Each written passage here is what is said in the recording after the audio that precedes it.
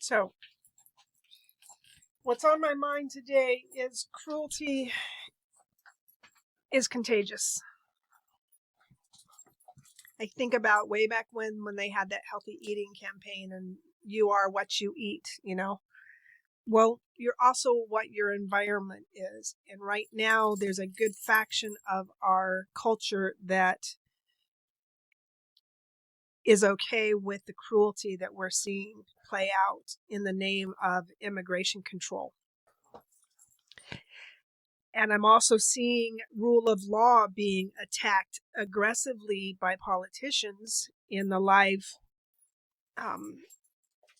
deposition, I believe it is, right now playing out with Jack Smith. So rule of law is under attack.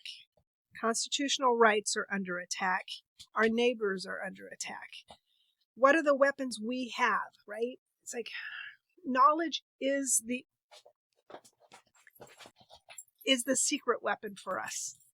I'm going to switch over to epistemology. I had to learn what that word was.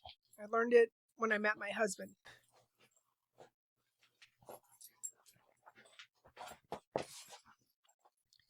And they don't teach it in church. They don't teach that. In fact, they actively teach against the theory of knowledge, especially with regard to methods, validity, and scope. And that leaves us vulnerable to the politicians' word games.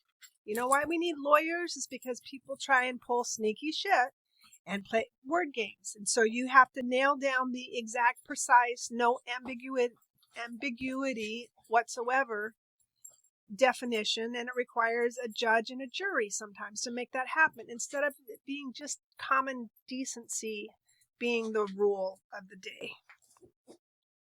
So kitchen table civics, right? It's like we're digging back layers. It doesn't matter what my knowledge is of our political system if our political system is being recreated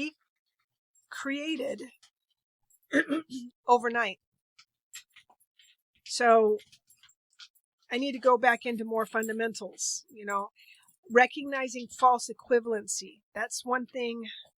I'm seeing this over and over again. Do we know how to recognize false equivalency? Do we know how to recognize straw man? False equivalency is an informal fallacy. So just the fact that fallacy isn't part of our common language. As citizens, I think that remedying that is going to be our most strategic use of our energy. We have to fight. Our cities with immigrants are under siege. We are going to effectively see them being starved out because they're shutting down the mobility of our immigrants to procure food for their household, their everyday needs, and go to work so they have an income.